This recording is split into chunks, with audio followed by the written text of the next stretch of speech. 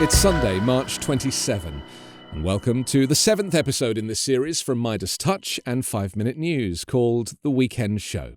Download the show as audio in addition to my daily 5-Minute News podcast on iTunes or wherever you get your podcasts. Joining me today is the author of American Rule, How a Nation Conquered the World but Failed Its People. He serves as a professor of writing and linguistics at Georgia Southern University, Jared Yates Sexton. Jared, hi.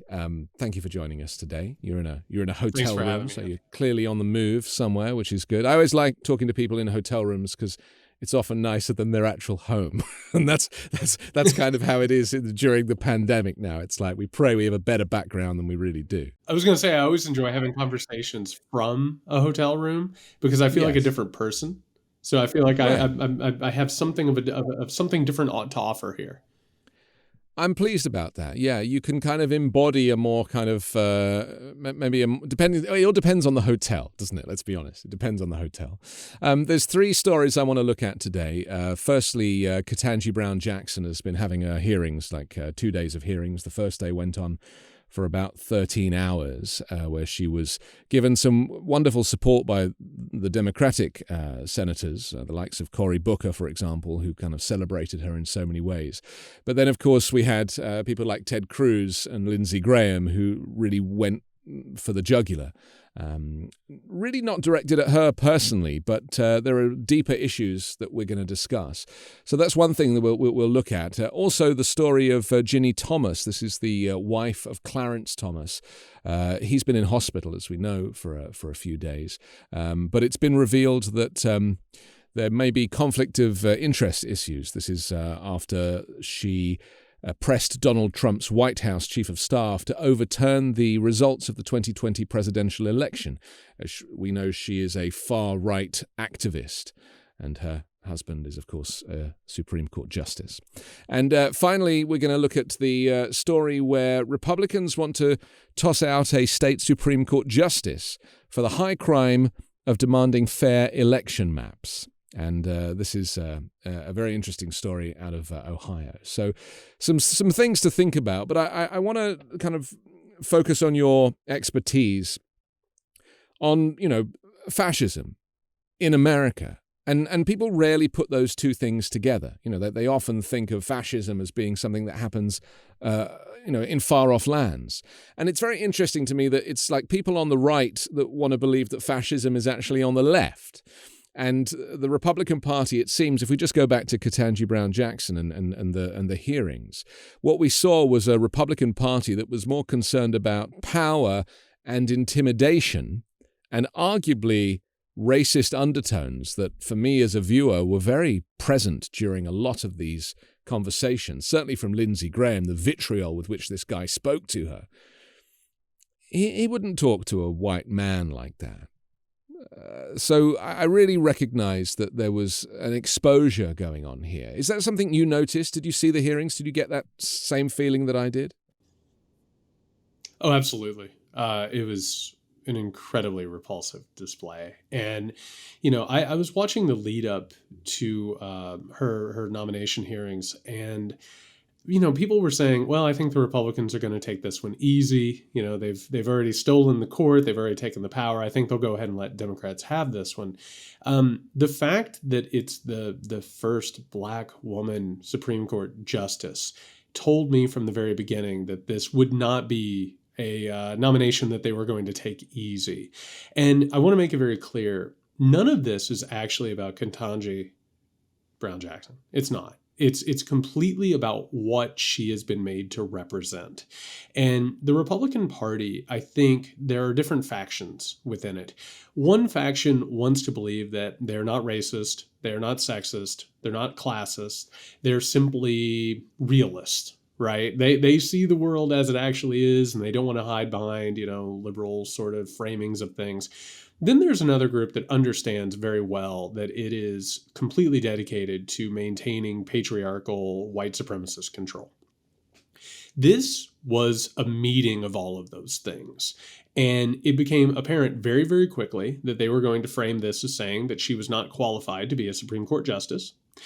which is a large part of their attacks on things like quote unquote affirmative action.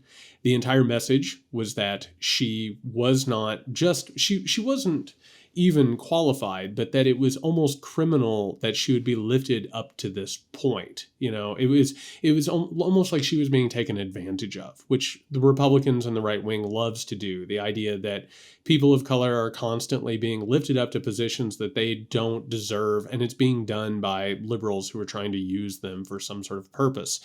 On top of that, there were some really disturbing things that came on in bigger, stronger ways than even I expected. Obviously you have Josh Hawley and other members of the Republican Party starting to tip their hats towards the QAnon conspiracy theory, the idea that there are child abusing cabals that run the world. And the attacks on Brown Jackson were, to be honest, I expected them to be really bad, but it was way more repulsive than even I expected.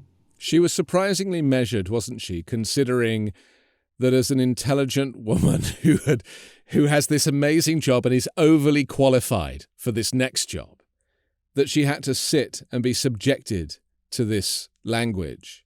And I noted that Ted Cruz, the moment he'd finished his interrogation, there was a photograph taken of him from behind in the gallery, of him looking at his cell phone, and he'd searched his own name on Twitter to see what impact his performance had on social media. Is it all a performance now? I mean, this is my concern, is that, we have Biden desperate to be bipartisan with policy and failing miserably in that regard. And really, Republicans have rallied to block at every juncture. They have absolutely no desire to see Democrats be successful in anything, and therefore they have no desire to see America be successful in anything. I mean, is it that they have got to the point now where they've given up on their own country and they're just fighting for themselves? Well, first of all, I just want to say with Jackson, I think what we saw from her performance was a woman of color who, basically in order to be successful in the world has had to sit and listen to white men scream at her and deride her intelligence and capability. So I thought that was really laudatory. But with the Republican Party, I wrote about this a little while back. It's really important to think about the fact that the Republican Party is no longer a political party. It's a front for a certain vested interest in this country, the incredibly wealthy, evangelical, patriarchal powers. They don't have an agenda. They do not have set principles. I mean, if you actually take a look at it, it's not for small government. Whenever they have power over government, they overreach. They tell everyone how to live. They're not for fiscal conservatism. They run up bigger deficits than anybody. They're not pro-life. That's a cudgel that they use to hide control over women and white supremacist ambitions. At this point, the Republican Party has been completely overtaken by right-wing grifters and personalities. And Ted Cruz is a really interesting case. Ted Cruz is incredibly intelligent. I mean, he does he has this background in constitutional law. Like, he understands. Yeah, he's overly educated, isn't he? Certainly. Yeah, and this is a problem with Cruz and why he probably will never be president of the United States of America, which is he's a weather vane in all of this. He sees where trends are going. And the trend in the Republican Party is not towards intellectualism. It's towards being a right-wing grifter who sells white male aggrievement. It's about wannabe reality TV stars who want to kick up as much dust as humanly possible and see if they're trending on Twitter. Now, Ted Cruz has the instincts for that. It just so happens that he's still trying to base all of this in his constitutional law and ideas. Marjorie Taylor Greene right now, who is the next level after Donald Trump. Like, he ushered in this brand new level where it's a bunch of charlatans and grifters. It's a bunch of people who go out, and there's a reason they're not consistent. There's a reason why their main agenda at this point is just picking out anything basically that they can throw at the wall, feel like it sticks. It can be Dr. Seuss, it can be Mr. Potato Head. It doesn't matter, because none of this has anything to do with passing legislation. That's happening at the state level. It's happening through think tanks. It's happening through the wealthy organizing these laws. The Republican Party at this point is simply sort of a public relations front that can just sort of give all these grievances some sort of like national attention. Are we not going to see Republican voters, traditional Republican voters, as well as Trump's base. There's always going to be that group that will follow him and go to every rally and wear their MAGA hats. But those former fiscal conservatives that you talk about, people that were maybe moderates or people that had who care more about their tax dollars. I mean, it always seems to come back to that with Republicans, right? We want to pay less tax, and so we're going to go with whichever party affords us the opportunity to pay less tax. Are they not starting to see holes in Republican arguments now? I mean, this is my concern. Because they have this scattergun approach to owning the libs, because there is this lack of policy. Conservatives are not stupid people, voters, not stupid people, gullible in some cases, cult-like in other cases, but there's still a good percentage of people. If it was 74-odd million that voted for Trump, I mean, they're not all Trump obsessives. They didn't all drink the Kool-Aid. They just are traditional Republicans. So they must have started to see that there is no consistency to any of these arguments. There's a myriad Republicans out there. I like to say that it's a really narrow tent, but a lot of people figure out a way to get underneath it. And there are obviously a bunch of what we would technically refer to as neoliberals within the Republican Party. People who obviously want small budgets. They want to keep government spending in check. They want to keep government out of their checkbooks. They want to get rid of regulation. But there's something else that has happened here. And this is a larger part of the conversation that I think a lot of people are still in denial about.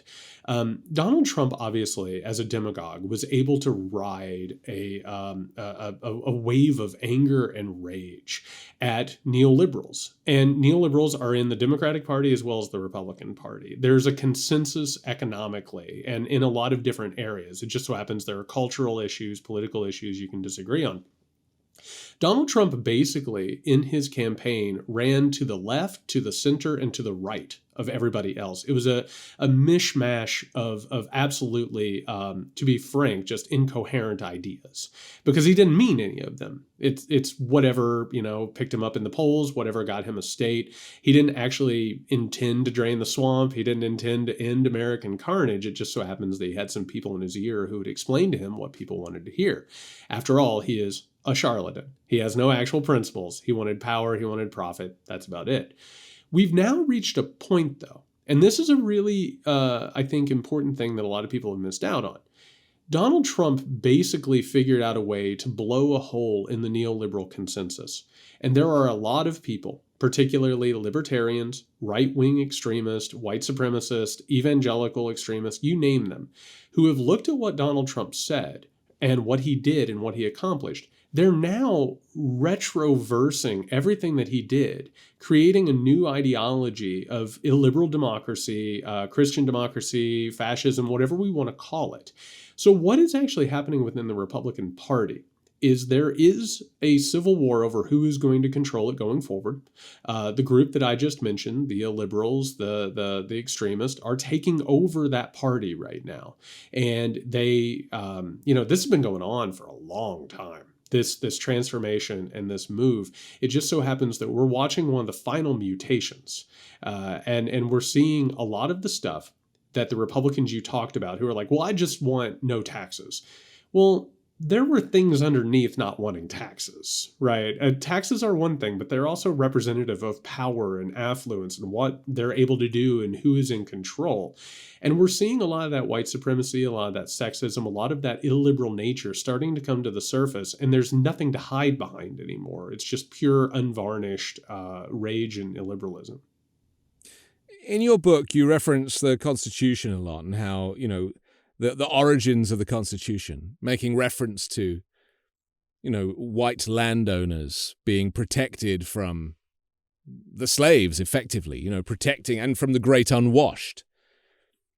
And I do hear Republicans referencing the Constitution for all the wrong reasons these days. It's like the last thing they have, and because it's not been updated, aside from, various amendments, but fundamentally it's not been updated, it still suits them when they make reference to some of these larger issues. So Do you think that we're going to get to a point where the Republican Party will become irrelevant, or do they still have legs because they are using this historic document to give them license to be racist? They're almost saying the founding fathers said it was okay, in addition to Trump saying it was okay. So how does the Constitution figure in the party going forward? I mean, it figures into everything. And I'm so glad you brought this up because I could bore some people with this. To be frank, like when the Constitution was brought about, it was written explicitly. And for anybody who wants to, go back and look at James Madison's notes on the Constitutional Convention, because it'll blow your hair back. They didn't have the right to actually frame a constitution. They basically went in, created their own right, did it. And in the discussions, it's not up to interpretation. They say as much. Normal, average, working people should not have a vote. And if they have a vote, it should be restricted. And the powerful, wealthy white men, most of them slaveholders, they knew better than everybody else. Democracy and power was best in their hands. And if you actually look at how the government was set up, it was intended to be a one-party system. And it just so happens that the wealthy and the powerful, those white men, immediately went to war against one another. And it's really funny to look at how it happened. The election of 1800, which is where the split happens, the entire thing is about who is an agent of the Illuminati. Who's trying to destroy America? So, I mean, this whole thing has been present from the very beginning. The difference here, though, is that the Republican Party is historically unpopular. They are representing a dwindling number of people in this country, and democracy does not serve them. One of the only reasons that they have any power base whatsoever is because the founders originally created an unequal system that would protect a minority of wealthy white men. Guess what? It still works. The Electoral College still serves that. The Senate still serves that. All of this is based on trying to maintain power for a very specific group of people. So this is where we're at. The Republican Party is still trying to use the racist, sexist, classist ideas of the founders to maintain the control that the founders originally wanted to create. So when you ask me, will the Constitution be something they can use? They're already using it. The question, though, is whether the other freedoms that the Constitution goes ahead and presents and guarantees, if we're going to get to a point where in the future, in order to protect their dwindling power, whether or not they'll frame a new Constitution. And if you want to know what that would look like, all you have to do is go to Hungary. And Hungary is the base for this. It's basically where they're getting their notes from. And basically with Viktor Orban, who declared that liberal democracy, and this is an important thing, they think that liberal democracy is dangerous because it allows people to vote, it allows multiculturalism, and it threatens their power. Viktor Orban has gotten rid of liberal democracy, pulled it up by the root, and said we now have illiberal Christian democracy because the right people need to be in charge. What they're going to try and do at some point is to protect themselves by getting rid of the rights to vote, getting rid of these constitutional ideas, and setting up a new system that further protects them.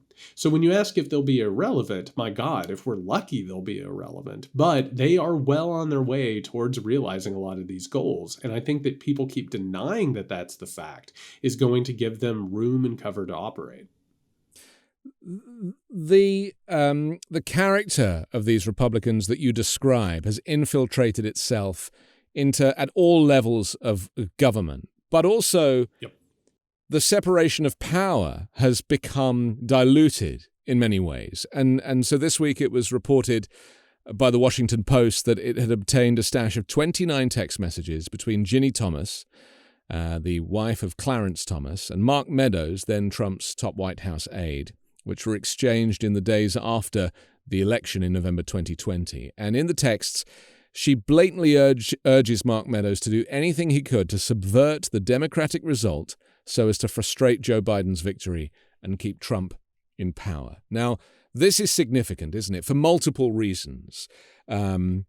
And as much as she denies, she actually was, asked about this, and she said, I don't talk about anything with my husband, which is just like a kind of, it's so offensive to anybody with a brain. So, I mean, what are we looking at here? Because if the former president was infected, as we know, and the people around him were the pox that forced him, because he wasn't even a Republican, arguably. I mean, Trump's a populist. He'll go in any direction. So you had the Bannons and these characters that were responsible for him. But when we look at the Supreme Court, and although it's political, which I still can't get my head around, I come from a country where you don't have political courts and justice is impartial. What are the consequences of having Clarence Thomas's wife, who is a far-right activist, and increasingly so, like down the QAnon rabbit hole? What are the consequences of having supposedly that independent judiciary being infected by this very disease that we're talking about happening across the Republican Party? Well, I have to tell you, while recoiling in horror from this information, there is a part of me that is also relieved. Because one of the things that's happening here is we're sort of pulling back the bandages and looking at the extent of the infection. Because when you talk about January 6th, the convenient narrative that happened was that it was a bunch of unwashed masses who got all riled up. They were probably all drunk, and then they ended up there, and that was it. And it was, I watched in real time as a lot of people tried to launder it, and they were like, this isn't that big of a deal. And I'm even talking about, liberal journalists. It's their job to cover this stuff. But there is a real desire to pretend like everything's going to be fine. There really isn't a problem here. Like, things will work themselves out. But the real truth about January 6th is that there were so many multiple different factors, the different groups that were there that were starting to coagulate and work together. You mentioned QAnon. QAnon is sort of a delivery system. It gives people a worldview where they start to suddenly think that an anti-democratic military coup is the only way to put things to right. And guess what? If you believe QAnon, or don't even know that you believe QAnon and you believe QAnon, you might be okay if there is a coup or some sort of power grab. But that's not it, though. And it wasn't just Donald Trump. It also wasn't just Mark Meadows. It wasn't just Jenny Thomas. It was actually the entire apparatus of the right-wing American project. A large part of this were think tanks. And these are the people that no one wants to talk about. And I'm sure somebody just yawned as I said think tanks. But these are these groups that are being funded by the incredibly wealthy people who want to get rid of government as a public good. They want to get rid of deregulation. And quite frankly, they have no desire for democracy to actually be pulled through. They want to go ahead and deal that a final. And I have a theory. I have a theory on this, just as an aside, that is, it's unfortunate that the Democratic Party is called the Democratic Party because that fundamentally brands democracy as exclusive to Democrats. And I fear that more and more you never hear Republicans saying the word democracy out loud, because to them it echoes Democrat. People who are experts on coups have said that the January 6th insurrection was the rehearsal, and that there's a very good chance that it could happen again because it was a failed coup ultimately, and they don't want to fail, they want to succeed, and therefore the next time is going to be a far bigger issue. And we've seen the Republican Party already taking advantage of the redrawing of boundary lines, gerrymandering, and this leads us to this other story about the Ohio Republicans who would rather impeach a judge than stop cheating at elections. She was a Republican judge, and yet she refused to accept their new maps, and now they want to get rid of her. I mean, this is like authoritarianism personified, isn't it? So if these experts on coups are saying the next one is the one we want to worry about, how worried should we be? Well, I want to answer that, first of all, by explaining why this isn't being blared from every headline and every news show. And partly for me, it's been incredibly frustrating as I've been educating myself on this, researching this. It's very obvious. The other experts that I talked to were all in agreement about what is happening, because it's apparent. It really, at this point, to not understand what is occurring, not just in America, but around the world. I think you literally have to either choose to be delusional or you're profiting off of it. I really, truly believe that at this point. And a large part of the reason is that the people who are supposed to be covering this, the journalists, the politicians who are supposed to be speaking out about this, they do not want to risk their wealth, their power, and their affluence. Because to literally sit here and talk about authoritarianism in the United States of America, all of a sudden that means, oh, the foundations are rotten. Something's happening. There is an opportunity for fascism to take hold. That means you have to reconsider things. So you have a lot of people in the media who, by the way, are legacy themselves, or they come from wealthy families. They have absolutely no desire to start taking on the forces of inequality, to even talk about redistribution of wealth or power or affluence. And so they literally want to believe that things are just going to be fine. And the problem is that the political class in this country is so bought and sold by corporations and special interests that they can't start talking about what's happening across the aisle. And one of the biggest failures of all of this, and I keep telling anybody that I can, that the Democrats, they have no explanation for what's going on because they can't talk about corruption. They can't talk about special interests. They can't talk about inequality. They can make gestures towards it, right? But they have no desire to actually say the Republican Party is infringing on people's rights. They are part of an illiberal movement and they're not going to stop. Instead, they say, my friends across the aisle, I assume they'll come to their senses. Joe Biden infamously said, I think they're going to wake up and feel differently after I'm elected, which wasn't just naive, it was negligently naive. And that idea isn't true. The Republican Party is playing a different game than the Democratic Party at this point. They are operating on a different level than what the media and the pundit class believes that they are. They are literally pushing all of their chips into the center of the table because they can't win elections anymore. It's impossible. I mean, I don't get to vote in this country because I'm an immigrant, as much as I would love to, but it's against the law. And we've talked in previous episodes on this show about Americans' inability to self-critique and why, just like allow the country to evolve, maybe because the country's so young, maybe because American exceptionalism, this is a big subject for you, I know, and we can talk about that in a moment. But I recognize that if people would look at you and I and say we're on the left, okay, yet we are able to criticize the Democratic president. We are able to say that the guy is negligent. We are able to say that the guy is not doing enough. That suggests to me that we are not in a cult. We are, innocent bystanders of a political party. We are activated. We are activists. I'm a journalist. You're an author on these subjects. But what's so important is that we critique because we want it to be better, not because we have hatred in our hearts, just because we want it to be better. But the difference with the Republicans is they rally behind a cause that is flawed. So all of them are trying to sing off the same hymn sheet.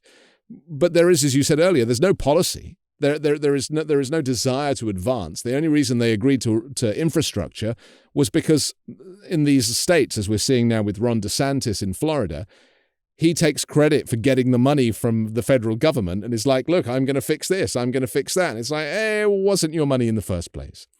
So the reason I say this is because it's important, is it not, to explain to people that there is a fundamental difference between those on the left and those on the right in America. And that is that those on the left care about the country, want it to be better, even if it means criticizing their leader. Yeah, and I want to be very clear about this. To actually understand what's going on, the first thing you have to do is you have to move beyond the dichotomous idea, which is the other side is inherently evil and wrong about everything, and my side is perfect about everything. Yeah. And a lot of what we're talking about right now is actually skirting around the topic of neoliberalism, which took over not just America, but world politics starting in it starts in the 1970s, really takes off in the 80s and the 90s. And you start to have this consensus among the Republican Party and the Democratic Party, which is how the country should be run economically, which is to help free markets get rid of regulation and move forward. And more or less, by the way, take power out of the hands of people. Right? To enforce austerity and basically to defang and depower government. We've now reached a point where neither of our two major parties can really exercise all of that much power from a legislative standpoint.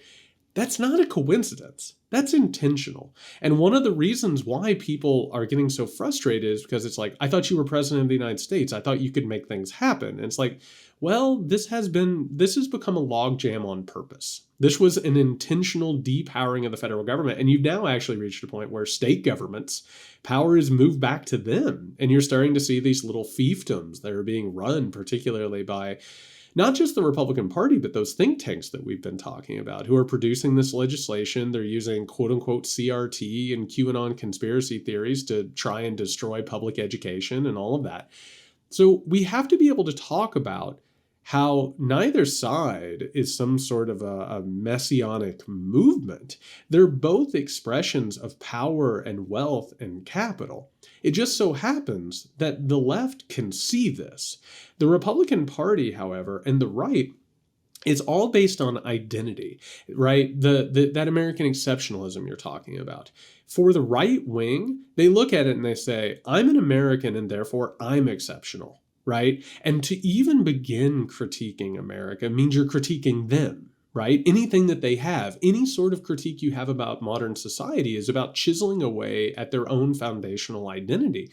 And as a result, it becomes their own religion, it becomes their own worldview, and it has to constantly struggle through this cognitive dissonance to the point where on one hand, they're like, America is great. Well, no, America must be made great again. America is great. America must be made great again. And it very much is a cult-like programming that follows along religious orthodoxies. But what we actually need to be talking about is what we're talking about right now, which is the deeper actual material conditions of politics and how we've reached this point. So if you're realistic and you're honest and you're actually mature about this, there's plenty of blame to go around of why we've reached this point, and there's plenty of criticisms that need to be heard. But it's religious orthodoxy that works upon the entire political body to sit there and say, you are a traitor, you are evil, there's only one way to be. And it literally becomes a religious war for these people. And that is, it's not just sad, it's dangerous. I want to talk about religion just for a moment because, you know, the evangelical Christianity, which is the dominant religion in the United States, we're starting to see a lot of the pastors take on this QAnon concept and weave it into their sermons. We're seeing in these communities of God-fearing people, for the first time, outwardly anyway, politics being part of the service, almost to the point that they're wearing MAGA hats during the religious services. And this is not happening in one or two places. I mean, a lot of these pastors now, they are committed to these conspiracy theories. They have taken on all of the language that you will hear from, you know, what used to be, you know, the Alex Jones movement. Like, he was the solitary voice for a long time on InfoWars, and now that view has become the majority view because Fox News have repeated it, and he is less of a fringe person and has now been moved into the very kind of center of the party, along with all because of Trump, because Trump basically was insecure and needed to embrace fine people on both sides, to bring in all of these extremist groups to make them his, you know, create his majority that he was seeking. So, you know, now that religion has been infiltrated, I mean, is this the beginning of the end now? I mean, what hope is there? Because how are you going to get these people back? Because, you know, God is all powerful. God sits at the top of this entire thing, above the president. It makes me very nervous, Jared. It should. And I want to go ahead and start off on a personal note. I grew up in this. I grew up in a very, very extremist evangelical environment. And I have to tell you, in the 1980s, my sermons were absolutely talking about the New World Order conspiracy theory. I mean, it was American exceptionalism. The devil is coming after America. He hates it because it's God's champion. And by the way, underneath all of that is white supremacy, by the way. But the language wasn't as explicit back then as it is now. It wasn't so political. It wasn't following these kind of these QAnon ideals. And you'll notice what's happened is that So in the 1980s, particularly with the rise of Ronald Reagan, one of the reasons he was so able to capture power in the United States of America and enable that neoliberalism that we were talking about is because he brought in the evangelical right, which was absolutely desperate to start climbing onto power, right? And by the way, that was all part of white supremacy and patriarchal control. And so as that gets brought in, one of the things that happens is that evangelical sort of mindset, it begins to really infect American discourse. And for people who are old enough, you might remember things like the Satanic Panic, which is, I mean, you would turn on NBC and NBC would be talking about demonic possession. It would be talking about, satanic cults who wanted to steal your children. I mean, that should sound familiar to everybody. But during that time, the institutionalists within the Republican Party, the ones who wanted to create neoliberalism, the ones who wanted to get rid of deregulation and go into hypercapitalism, they had control of the party. They used it as a weapon, but they contained it, right? And what has happened, speaking of that civil war that you and I were talking about earlier, all of a sudden Trump manifested and made it clear that the people that they kept over here at arm's length were going to start exercising power within the Republican Party. They created a Frankenstein's monster, and it got loose, and it's currently getting loose, and they don't have any control over it. But I will tell you this, there is some hope, because I've had a lot of pastors who have reached out to me, and I'm talking about people who were definitely preaching exactly what I'm talking about, white supremacy, American exceptionalism, all of that stuff. They looked up one day and they started realizing that they had a bunch of QAnon people in their crowds and in their supporters and parishioners. And they looked up and they were like, I don't know what this is. I don't know what's happening. All of a sudden, QAnon, by the way, as it's mutated and changed, has started telling people, leave any church that won't talk about this. This great movement away from these churches into the patriot churches that you're talking about. I have hope in the fact that a lot of these pastors are starting to become terrified about this, but I do have to tell you that the moment that Christian nationalism, which is the banner that all of this is falling under, it is growing. The moment that this becomes fully weaponized is when all of these things, because disenfranchisement, legislation, of course, that will go after families and people, all of these things, the moment that they're given the complete religious sheen, that's when it gets really dangerous. And that is what we're looking at, which is one of the reasons I keep telling people to prepare themselves and to get serious about this, because the moment that religious dominionism starts becoming the main operating procedure and you can't get away from it, that's when things start getting out of control in a hurry. We need to finish, but I kind of want to, I always like to end on a slightly positive note, because these are very doomsday conversations. And, it's very easy to kind of end up thinking that, the end of the world is nigh. I mean, I actually believe we're in another civil war. The civil war is already underway. It doesn't look like the civil war of old with a musket, It's a information warfare now. It's social media warfare. It's the likes of some of these extremist characters going on TV and using Ketanji Brown Jackson's hearing as an opportunity, as a platform to speak directly to the people at home, because they know it's going to get repeated on the news, as you said. These people, if they are mobilized by Trump or whoever is going to follow in his footsteps, these are the people with a well-stocked militia. These are the people that took that element of the Constitution seriously. It doesn't mean a solitary musket anymore. It means a semi-automatic weapon, as we've seen in the case of Kyle Rittenhouse, a kid who wants to take the law into his own hands and sees the world through a very narrow field of vision, and is hailed as a superstar amongst right-wing circles, is paraded on at conferences like, the guy killed 2 people in cold blood.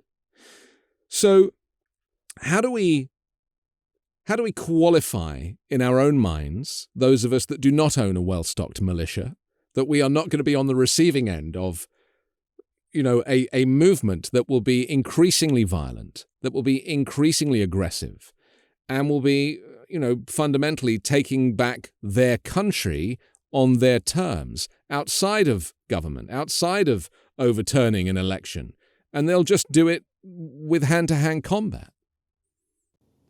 Well, I'll tell you this. So, first of all, anybody who's read my stuff, looked at my tweets, any of that, like I understand that this is a lot of very frightening things, but I have to reiterate to people, I'm very hopeful. I actually am optimistic. And one of the reasons I'm optimistic are conversations like the one that you and I are having. We're talking about real issues. We're not talking about slogans. We're not talking about just like, stuff that we talked about this before, like 30-second sound bites that can, end up on cable news. I actually think a lot of people are starting to recognize that something isn't right because the story of America and history and politics, it doesn't work anymore. And I actually think what we're watching in Ukraine and with Vladimir Putin's aggression, all of this stuff, the world is starting to shift. There's a groaning that's occurring. This world order that neoliberalism represents, which is all about exploitation, anti-democratic ideas, it's starting to lose its power. Now, that's a really frightening thing, and I have to let people know the reason why you feel anxiety and you feel fear is because we are in a moment of change. We are at a crossroads. The bad news is there are a lot of options out there that could get really, really ugly very, very quickly. If we don't deal with neo-fascism, if we don't deal with exploitation and inequality, global climate change is going to exacerbate all of those things in ways that it would light up your nightmares. But I do have to tell you that in these malleable moments where things could go very, very bad, things could go really well. Because as people start asking questions, and all of a sudden as people start saying, you know what, I think democracy is a good thing, and it's really weird that it's been undermined. And also, like, I've been told all I'm supposed to do is make a bunch of money and then, buy a bunch of things, and that's where happiness is. Well, I don't feel happy. And the American dream doesn't feel real. The problem is the people that we're talking about. They've been weaponizing that feeling. And that's where fascism comes from. It's when you have a bunch of market economies and people don't feel like they have power, they don't feel like they have meaning in their lives. Someone comes along and says, put on this armband, do this march, and you will feel powerful. And they give them an alternative. But I'll tell you what, there's a lot of power in recognizing that this isn't okay and that this has been awful. And people are starting to ask questions. They're starting to get informed. I have to tell you, the Great Resignation gave me a ton of hope, which was a bunch of people saying, you know what, there's more important stuff than this. It's going to be about creating solidarity. It's going to be about creating a new faith in one another that has been destroyed by neoliberalism. I actually think we're going to get there. The question is whether or not the people who are peddling and weaponizing conspiracy theories and telling people that they're being attacked by satanic cults and evil traitors, whether or not we're going to take that seriously. And if we start taking that seriously and we start actually talking about alternatives, I think we're going to end up okay. But you're absolutely right. There is a threat of an open, hostile, bloody, hot civil war. And I think the first way to avoid that is to recognize the possibility of it. Okay. Thank you very much for your insight, and we'll hopefully speak again on this subject. And I appreciate your optimism. I mean that because I am also by nature optimistic, and I recognize that people are. And you're right to reference Ukraine because we are seeing the effects of an authoritarian regime taking taking democracy away from a sovereign country. And if I can add two quick things. Yeah. One, this authoritarian movement in the United States of America is absolutely connected to Vladimir Putin, Viktor Orban. It's an international illiberalism. Like they are absolutely lockstep. The second thing, very, very quickly, my family is who you're talking about with the guns and the conspiracy theories. Like my family has been radicalized, but I have to tell you, when you have actual conversations with them, they understand that there's something wrong. And if you're having a real person-to-person conversation, they're like, yeah, I understand Donald Trump is a liar. I understand that nothing is quite right here. They can be very reasonable. They actually can. And I do gain hope from that, which is when you start talking to actual people about actual things, good things happen as opposed to these lies and these narratives. And the instinct of humanity is that if you watch Tucker Carlson every night and you start to see that your man is supporting the baddie rather than the goodie, and it's very clear to most people that Putin is a baddie and Zelensky is a goodie. You hear your guy suddenly going for the other team. I am hoping that your humanity will kick in and you'll realize that not everything is as it seems, and that maybe, the person that you have been following is peddling you a story and not necessarily the one that you should be listening to. And that's an important thing. And that's another thing I've gained hope from.